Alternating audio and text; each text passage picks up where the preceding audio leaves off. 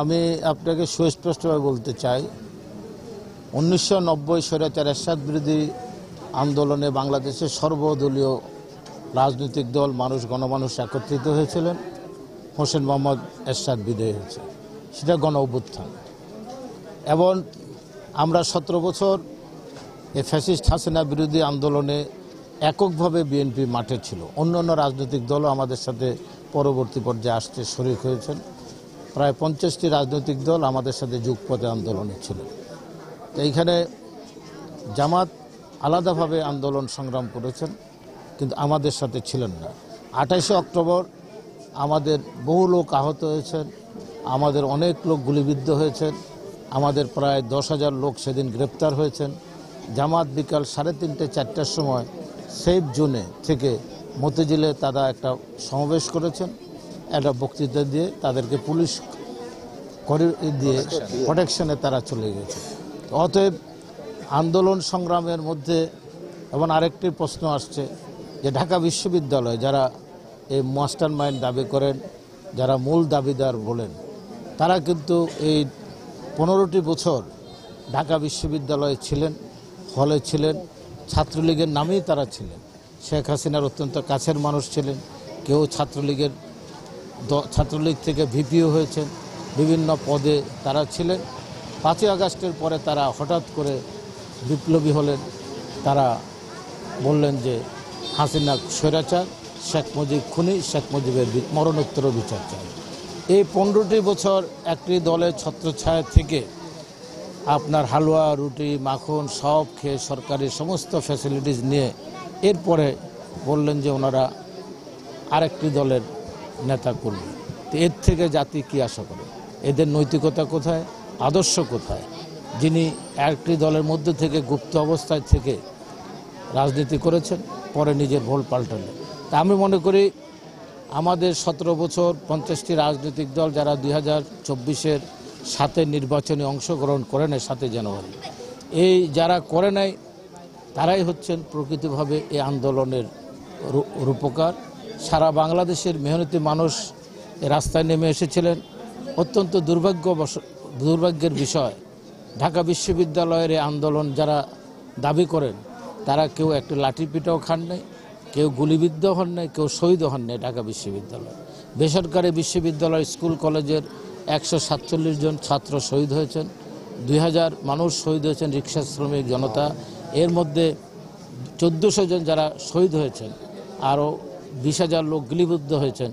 এই 1400 লোকের মধ্যে 462 জন তারা বিএনপি সমর্থক, বিএনপি সরাসরি কর্মী।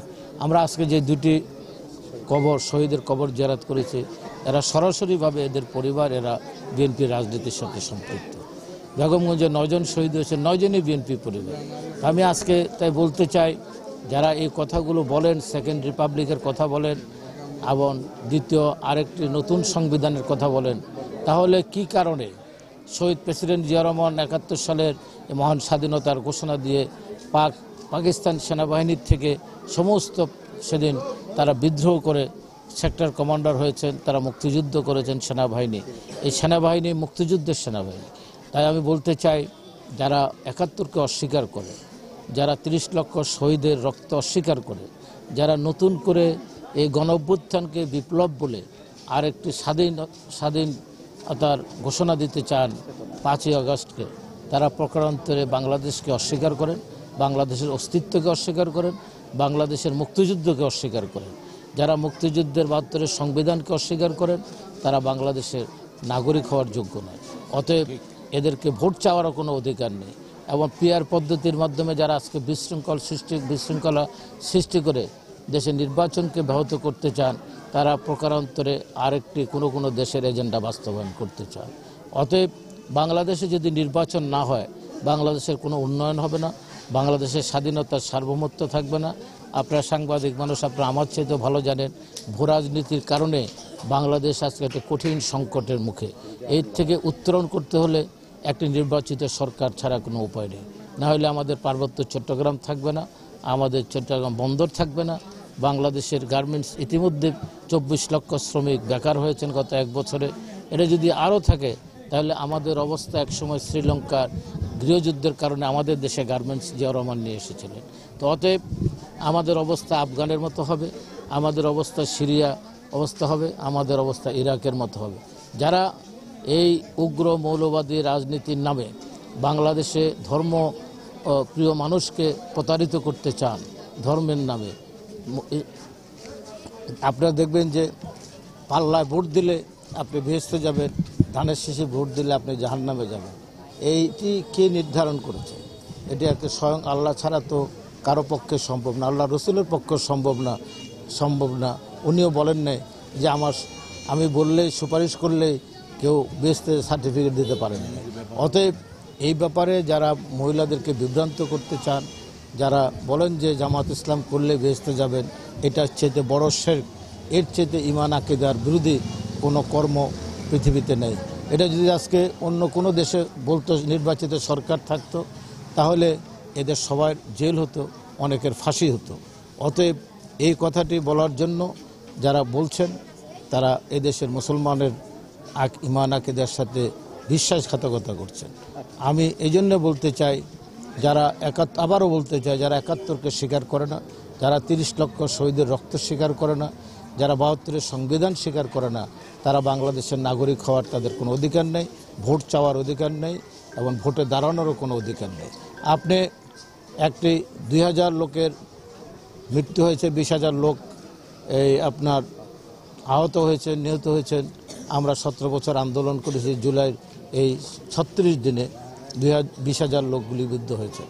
এই কারণে যদি শেখ হাসিনা এবং আওয়ামী লীগ নিষিদ্ধ হয়, তাহলে ৭১-এ যারা আমাদের মা বোনদেরকে গনিমতের মাল বলে পাকিস্তান হানাদার বাহিনীর কাছে উঠিয়ে দিয়েছেন, ৩০ লক্ষ শহীদের রক্তের সাথে বেমানি করেছেন, তারা পাকিস্তানের পক্ষে যুদ্ধ করেছেন, আমাদেরকে হত্যা করেছেন, তাদেরকেও বাংলাদেশে নিষিদ্ধ আগে হওয়া উচিত। সম্পর্কটা যত দিন যাচ্ছে তত বাংলাদেশটা অস্থিতিশীলের মধ্যে যাচ্ছে। আপনারা বারবার বলছেন নির্বাচন যত ঘনিয়ে আসবে তত সময় আসছে। আমি তো বলেছি, ভূ রাজনীতির বিভিন্ন ষড়যন্ত্রকারীরা বাংলাদেশের এই উন্নয়ন, বাংলাদেশের এই নির্বাচনটি হলো বাংলাদেশের জন্য সবচেয়ে প্রয়োজন।